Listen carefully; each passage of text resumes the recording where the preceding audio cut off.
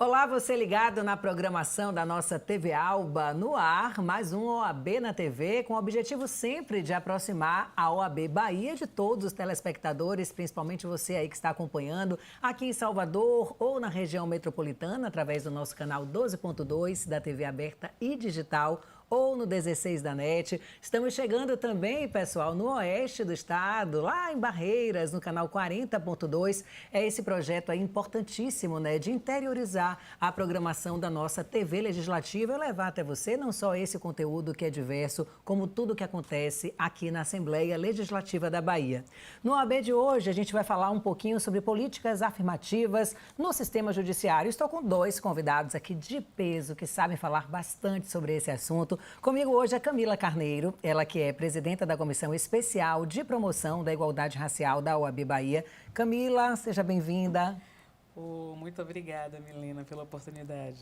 E com a gente também o Jonathan William, ele que é presidente aí da Comissão da Advocacia Negra na OAB Bahia. Tudo bom, Jonathan? Tudo bem, Milena? Bom dia. Grande prazer estar novamente aqui.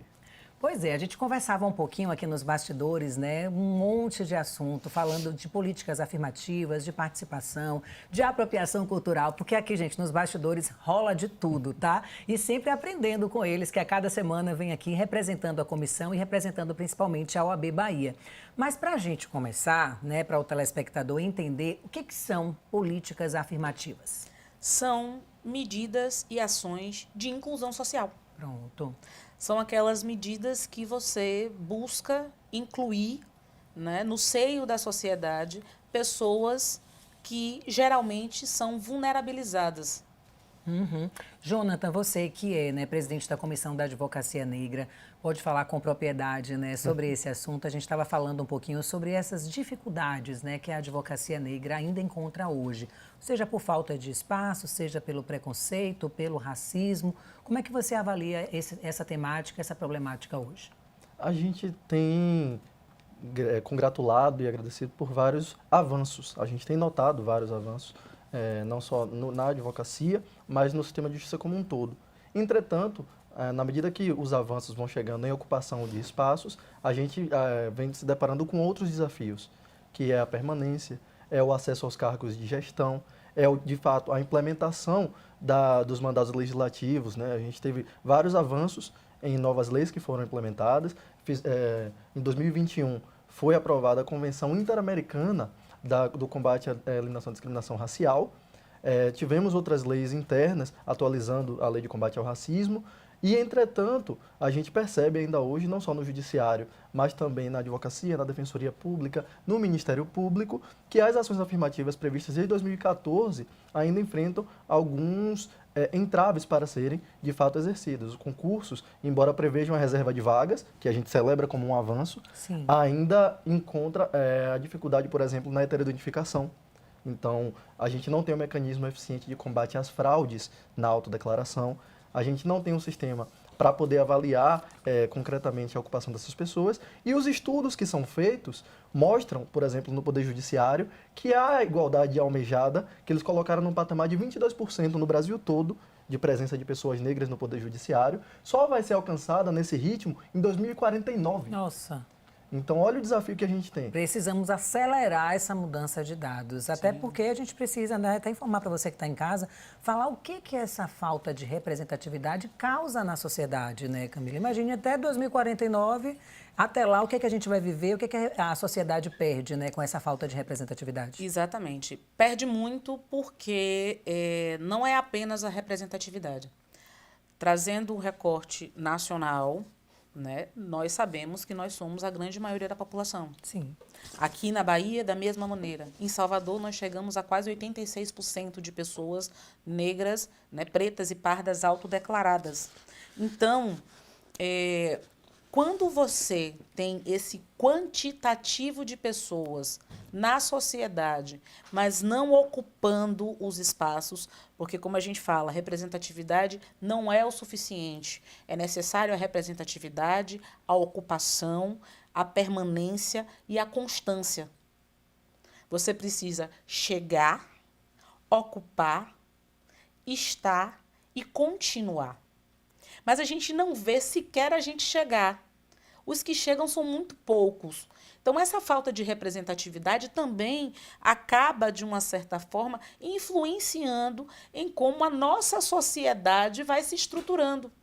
Porque quando a gente não tem pessoas negras e racializadas nos espaços de poder, nos representando, a gente não vai conseguir ter a leitura necessária para lidar com aquela sociedade, que é majoritariamente negra.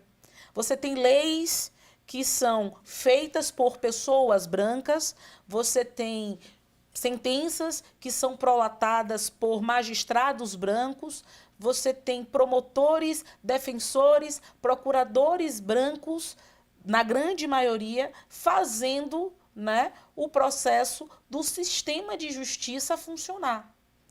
Quando você tem outras pessoas, a pluralidade, a diversidade na ocupação desses espaços, é muito mais justo fazer justiça. Uhum. Porque não Que adianta só representa, de fazer... fato, toda a sociedade, Não todo adianta mundo. você fazer justiça, você precisa fazer uma justiça justa. E fazer justiça justa é fazer uma justiça baseada, né, na integralidade, na universalidade, na pluralidade, na diversidade da nossa sociedade. Cor, É raça, fazer gênero, exatamente né? toda essa questão que eu gosto muito sempre de falar, né, John, da interseccionalidade. Você fazer justamente isso, trabalhar dentro dessa perspectiva interseccional para que você possa fazer, de fato, justiça social. Uhum. Aí, bora falar um pouquinho sobre, né, esse importante papel e avanço da OAB, que é, né, justamente de trazer essa pluralidade, de trazer essa variedade de comissões que cuidam, né, de temas específicos. E a gente conversava, Jonathan, um pouquinho aqui antes de dar início à gravação do programa, sobre o negro chegar a um cargo. Você falou bem agora, Camila, se manter, mas mais do que isso, crescer ali, seja naquela empresa, né, no setor público, na justiça. Como é que está esse retrato hoje? O que é que a comissão de vocês, né, pode fazer para estar acelerando aqueles dados que a gente falou agora há pouco? Sim.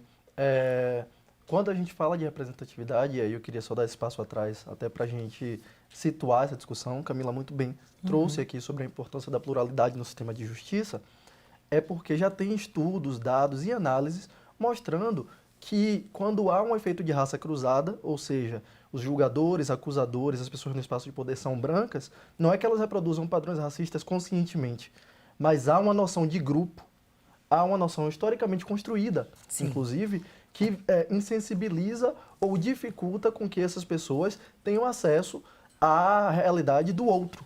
Então, o olhar do outro. Então, o juiz...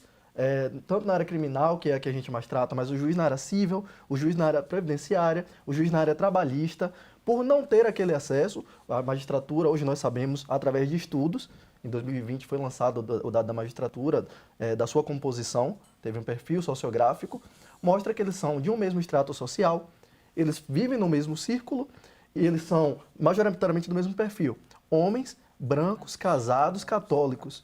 Então, a vivência ela é muito importante para determinar qual a sensibilidade que você vai ter em determinados temas. Então, falar de representatividade não é só ter a foto bonita com a diversidade racial. É ter essa sensibilidade. Então, quando nós temos magistrados negros ou negras, promotores e promotoras, defensores e defensoras, o olhar para a diversidade é apurado. Então, Claro. a gente tem um aprofundamento, um aprimoramento do sistema de justiça. Do mesmo modo na advocacia. Então... Hoje nós temos 5 comissões tratando diretamente da questão racial, 6? 6. 6 comissões tratando diretamente da questão racial, sob os mais diversos prismas, o combate à intolerância religiosa, a advocacia negra, a promoção da igualdade racial, compliance e direito antidiscriminatório, a relação da África e a diáspora, temos uma coordenação de diversidade e inclusão. Então, é um sistema voltado justamente para ter esse olhar para as pessoas negras. Então, essa diversidade na advocacia, ela se apresenta demonstrando quais são as pautas prioritárias, o que é que a gente tem que fazer, por que há uma diferença de tratamento e de acesso de oportunidades entre os advogados negros e brancos. Então, a preocupação da OAB, ela reside nisso, e as comissões ela vem lançar luzes nesses problemas. Aí você pergunta o que é que a gente pode fazer, então, para impulsionar, né, essa mudança de paradigma, que, por exemplo, no Judiciário está dizendo 2049, o que é que a gente pode fazer? a gente vem fazendo uma série de rodas de conversa com os atores dentro do sistema OAB, com as comissões. Conclamamos no ano passado uma audiência pública com o sistema de justiça, onde contamos com representantes do TJ, do TRT, do Ministério Público do Trabalho, e todos eles vieram apresentar o que vem fazendo em termos de medidas afirmativas. E aí a gente quer dar continuidade a esse trabalho, fazendo visitas institucionais e conversando com eles para saber como é que está a implementação. Nós estamos observando que esses órgãos do sistema de justiça hoje vêm trazendo programas de combate ao racismo institucional. Então, o Judiciário apresentou um pacto nacional pela equidade racial e combate à discriminação. O Ministério Público, agora em caráter local da Bahia, lançou um programa de enfrentamento ao racismo institucional.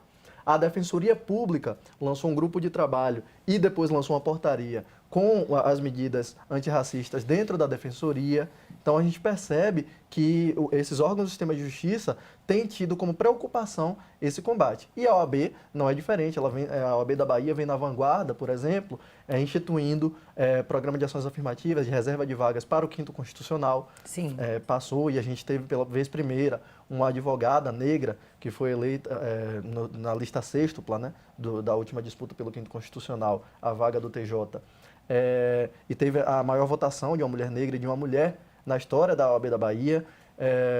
Nós temos hoje a própria autonomia das comissões sendo essa medida que vem fortalecendo e uma colaboração ativa da diretoria da OAB da Bahia nessas ações. Então, recentemente foi firmado um convênio com países africanos, do continente africano, foi firmado um convênio com Moçambique, para poder fazer uma cooperação entre a Ordem de Moçambique e a Escola Superior de Advocacia. Que bacana. Então, nós temos uma série de medidas que a OAB da Bahia vem tomando, visando essa representatividade, não só o estreitamento dos laços com os países falantes da língua portuguesa no continente africano, mas na melhora efetiva das condições da advocacia negra na Bahia. E da visualização, né, do que é essa advocacia negra, essa pluralidade hoje, né, essa presença, como você disse aí, de 6 comissões, né, que tratam de questões raciais, sim, possibilita justamente, né, essa ampliação do cuidado com a advocacia negra e, claro, a criação de mais oportunidades, né, de mais visibilidade para essa temática. A gente, Dalmi já me sinalizou ali que estamos com 3 minutos para finalizar esse bloco, mas me chamou a atenção e aí eu queria saber, né, a gente vai falar já na volta do intervalo, sobre quais os órgãos, né, de justiça precisam mais, né, de representatividade.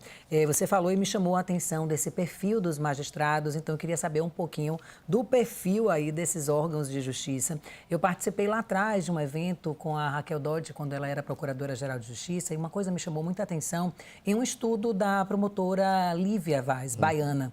Ela trouxe um tanto de fotos, né, de vários encontros, né, em tribunais de justiça, em promotoria e vários. E essas fotos, a maioria compostas por homens brancos. Raramente você vê ali uma figura feminina e mais raro ainda a figura de um negro compondo, né, aquele local de destaque, aquele local de mudança social, né? Então, por isso, minha gente, que essa temática está aqui como pauta no nosso programa hoje, essa questão da representatividade, a gente precisa falar cada vez mais, né, dar visibilidade, porque é através desse diálogo que a gente acelera a mudança de realidade, né? Esse Exato. número que você me disse aí de 2049 deve chamar a atenção de toda a sociedade. O intervalo é rapidinho para no próximo bloco a gente voltar aí trazendo mais questões a respeito deste tema e, lógico, a gente quer a sua participação, não só aqui, você que está acompanhando, né, no canal aberto da TV Alba, como também nas nossas redes sociais. Vai lá no OAB Bahia, Instagram ou TV Alba e participa com a gente. A gente volta já já.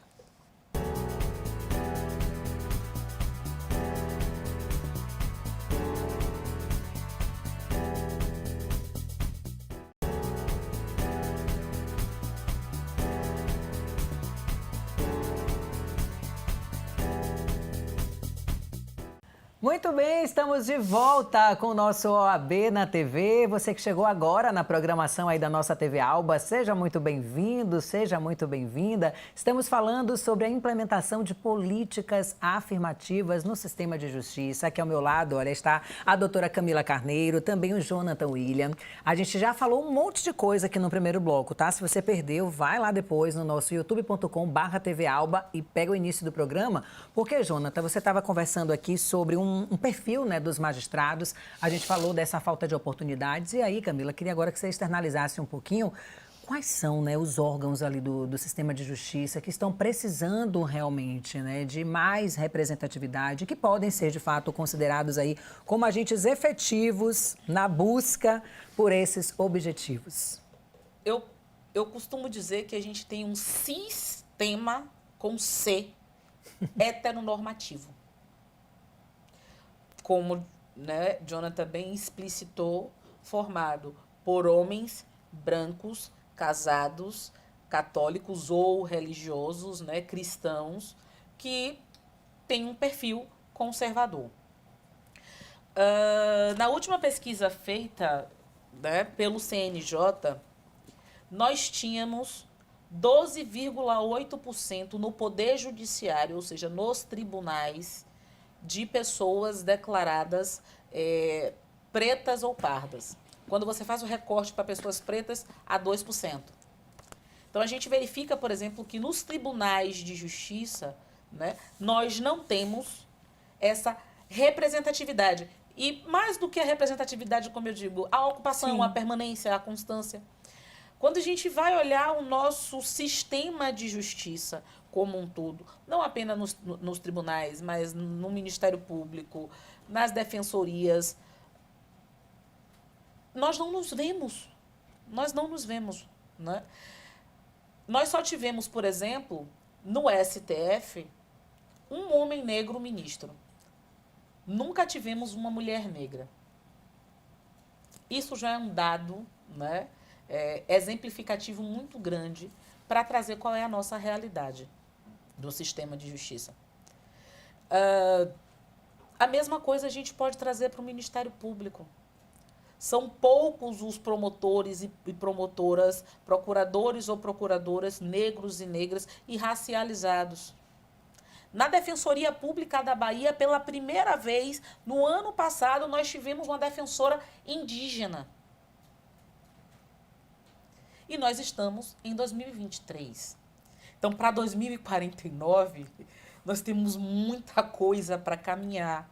Muita coisa para caminhar. Na opinião de vocês, deveria ter cota para isso, para essa maior participação?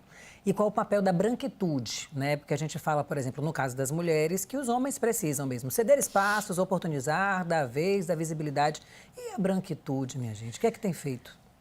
O que é que acontece com a branquitude, né? A gente tem aí Cida Bento, que é uma grande autora, que tem um livro que fala O Pacto da Branquitude, que externa para a gente mais ou menos como é que funciona esse sistema da branquitude, que é um sistema que Jonathan já falou aqui, que é de autoproteção. Sim. De estar ali no mesmo círculo, de estar ali girando em torno de si mesmo e que não consegue ter um olhar, né, mais... E falar do que sabe, do que vive. Mais, que é exato, um olhar mais apurado para as outras situações. E isso não necessariamente é algo intencional, porque o racismo, ele está estruturado. Como ele está estruturado e ele é estrutural, ele também é estruturante. Logo, você está internalizado com aquilo, ainda que você não tenha a intenção de ser racista, a estrutura da sociedade lhe moldou dentro desse padrão. E aí, o que é que acontece quando a gente fala do papel da branquitude nesse processo? Angela Davis diz que não basta não ser racista, né? Você tem que ser antirracista. Eu digo mais, além de ser antirracista, você precisa ser aliado. E mais do que ser aliado, você precisa se responsabilizar. E não é uma responsabilização dentro da culpabilização. Ah, eu sou culpado, né? Você não escravizou ninguém. Não foi você especificamente que criou o racismo. Mas o racismo não é algo que fomos nós, pessoas negras, pessoas racializadas, que criamos. Quem criou o racismo foram as pessoas brancas. Então, quando você entende que você se beneficia desse sistema e você se responsabiliza pela manutenção desses seus privilégios, já é um grande passo. Porque é difícil você abrir mão do status quo, é difícil você abrir mão dos privilégios, é difícil você ceder o lugar, né, do poder para pessoas negras e pessoas racializadas, porque a estrutura da sociedade foi moldada para que pessoas brancas estivessem ocupando esses espaços. Porque as pessoas negras e pessoas racializadas, dentro do extrato da sociedade, da estrutura da sociedade, de como ela se moldou, não foram feitas para esse lugar. Vamos fazer, então, A esses gente novos precisa lugares. fazer esses novos lugares. Deixa eu pegar essa Não bola quer que tá tirar pingando lugar, aí. não, né? Bora colocar novos lugares e democratizar. Jonathan, só te interrompendo um pouco, Claro. porque aí você já traz essa consideração, porque quando a gente conversou aqui, me chamou a atenção você falando que a ignorância ajuda, né? Ou a falsa ignorância, ou o fingir que não sabia, ou pedir ajuda porque eu preciso e, né? Explica um pouquinho para o pessoal de casa essa questão, porque a gente já vai despertar a malícia nas pessoas para esse tipo de comportamento. É isso. Pegando essa bola que estava pingando aí, dessa resposta maravilhosa que a Camila trouxe para a gente pensar um pouco sobre o papel da branquitude e sobre os papéis que levam a essas construções de espaços, a gente tem que pegar uma perspectiva também institucional. Sim. Embora sejam formados por coletivos de pessoas, as instituições respondem por si, né? Então, o Poder Judiciário fala por si, a Defensoria fala por si, o Ministério Público fala por si, através de seus representantes. Então, institucionalmente, há esse dever de pluralidade. Então, para além da perspectiva individual de cada pessoa, a instituição ela tem que tomar medidas. A primeira medida, e aí você perguntou sobre quais são os órgãos do sistema de justiça que precisam dessa inclusão maior, a primeira medida é o levantamento de dados. Ótimo. Para que a gente, de fato, entenda qual é a composição social e qual é a composição daquela instituição. Por que isso? Essas instituições elas são representativas. Elas estão ali, o Poder Judiciário, o Poder Executivo, o Poder Legislativo, representa a sociedade.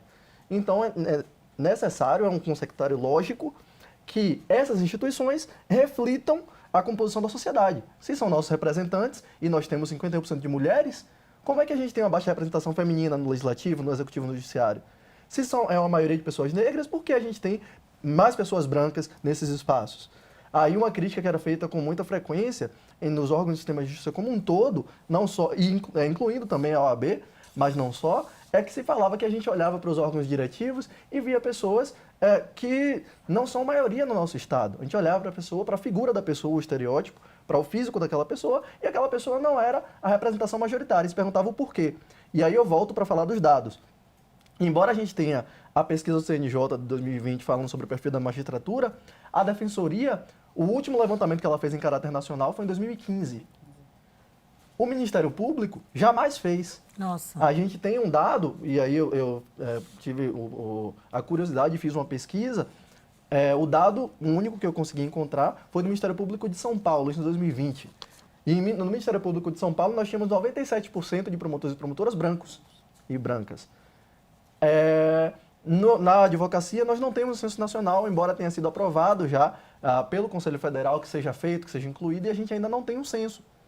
Na academia, que é onde é produzido o conhecimento, nós temos ações afirmativas de ingresso, mas também não temos esse censo. No Poder Executivo, Judiciário e Legislativo, muito menos. Então, o primeiro desafio é, inclusive, o levantamento de dados. E aí, agora eu entro na pergunta que você me fez mais diretamente. Pergunta-se sobre o papel da ignorância nesse processo, nessa formação. E a ignorância, ela hoje é utilizada como argumento político de expiação de culpa. Poxa, eu não sei quantas pessoas negras nós temos aí dentro da estrutura, então eu não sei. Eu não sei a demanda da população negra porque eu não sou uma pessoa negra, não tenho lugar de fala, eles usam e imobilizam esse conceito. Eu não tenho esse lugar de fala, eu não sei, então eu não posso fazer. Poxa, mas temos aqui burocracia, o cerimonial diz que tem que ser assim, a estrutura é assim, a gente não tem como mudar. Então, e eu também não tenho culpa, né? Não fui eu que escravizei. Aí falta esse compromisso sobre o argumento político da ignorância. Então eles usam o discurso e aí falam, não, eu quero fazer, eu sou super antirracista, nós somos antirracistas. Mas como é que a gente faz? Você pode ensinar?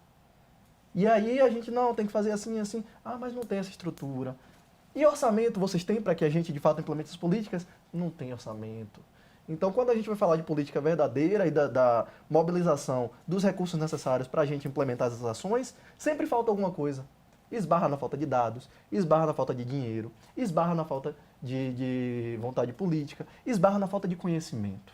Então, a ignorância utilizada como esse escudo político para debater essas questões é um grande problema e acho que é um dos grandes desafios que a gente tem que enfrentar institucionalmente e no sistema de justiça como um todo para tentar superar essa barreira dos 2049 que a gente vem falando tanto aqui. Responsabilidade enorme para vocês dois, viu? E para tantos outros advogadas, advogados, promotores, juízes, né, com participação, sei, né, pequena nesses números que a gente tem aí, com base em todos esses dados que você trouxe, mas aqueles que já estão, que é o caso de vocês, têm uma responsabilidade muito maior, né, para oportunizar lugares, né, para outros colegas, né, como vocês, que precisam defender essa causa e criar mais e mais possibilidades para a gente ter uma sociedade mais igualitária, né? Camila, a gente já está nos minutos finais, então eu quero deixar esse espaço para você trazer suas considerações, em seguida, Jonatas, e em seguida o convite para você continuar, você de casa, né, a interagir com a gente, seja através da rede social, né, da UAB, da TV Alba, procurar as comissões, os advogados, advogadas, para que esse bate-papo aqui, né, ganhe mais e mais visibilidade. Conta pra gente, Camila.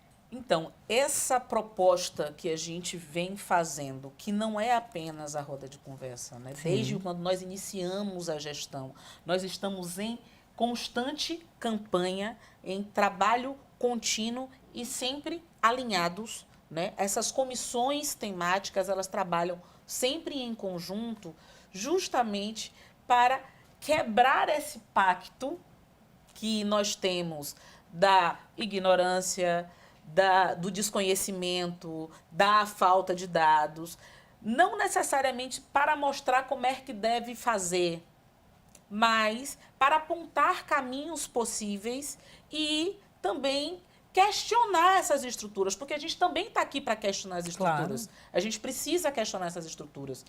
E o trabalho que a gente vem fazendo dentro da OAB da Bahia, né, desde o início da gestão, com a campanha do letramento racial e da educação antirracista, que foi lançado ano passado, com essas rodas de conversa, para nós fazermos esse levantamento, né, com as próprias comissões da OAB. Nós temos muitas comissões, são 103 comissões, e nós queremos também, né, não só apenas as 6 comissões trabalhando dentro desse processo, a gente quer o nosso sistema OAB todo comprometido para que a gente tenha não apenas o sistema OAB mais inclusivo, mais plural, mais diverso, como a gente já vem implementando, mas um sistema de justiça como um todo.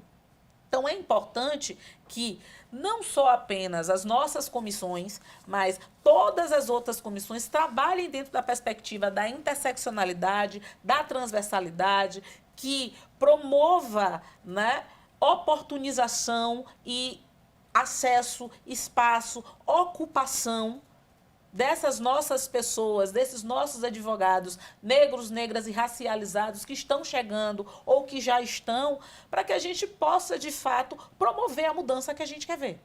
E a gente quer ver, hein, Jonathan? Agora, muito obrigada também pela sua presença, parabenizar o seu trabalho e agradecer a sua vinda, né, aqui na nossa TV Alba. Muito obrigado, Milena. Agradeço também aos espectadores e espectadoras que estão nos acompanhando na TV Alba. E é isso, nós temos um grande desafio aí que envolve e engloba não só o sistema OAB, mas o sistema de justiça e que a gente crie essa consciência coletiva de que essa inclusão não é uma mera questão de foto, não é uma inclusão de pessoas, nem exclusão de espaços. É uma ampliação para que a gente, de fato, venha a efetivar o mandamento constitucional. Quando a gente tem um sistema mais plural, a gente consegue encontrar novas soluções para os problemas sociais que são complexos hoje. Nós conseguimos, de fato, entender a dimensão real dos problemas, ter uma ampliação de pontos de vista, e aí sim a gente faz a justiça.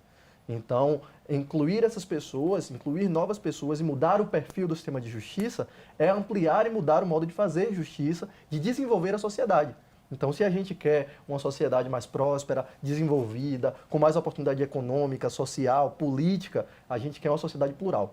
Eu acredito que se a gente coletivamente encampar essa ideia, nós vamos, de fato, levar o Brasil a um outro patamar.